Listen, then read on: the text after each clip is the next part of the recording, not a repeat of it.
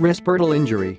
Lawsuits and settlements research has found a connection between Risperdal and adolescent male breast enlargement, gynecomastia. If you or someone you know has taken Risperdal and developed gynecomastia, you need a sympathetic advocate who will represent only your interests and who will make the process of obtaining compensation for your injuries as painless as possible. The Rottenstein Law Group knows this, and we want you to believe it. We might be the Risperdal law firm you are looking for. What is Risperdal, and what is prescribed for? Risperdal is the brand name for the drug Risperidone. Made and sold by the Johnson & Johnson subsidiary Ortho McNeil Janssen, this prescription medication is used to treat schizophrenia in teenagers and adults, bipolar I disorder in those aged 10 and older, and irritability associated with autistic disorder in children aged 5 to 16 years. The U.S. Food and Drug Administration, FDA, approved it in late 1993.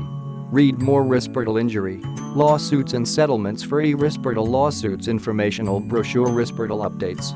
According to the drug's label, scientists do not understand Risperdal mechanism of action. Medical experts speculate that Risperdal blocks dopamine type 2 receptors and serotonin type 2 receptors in the brain.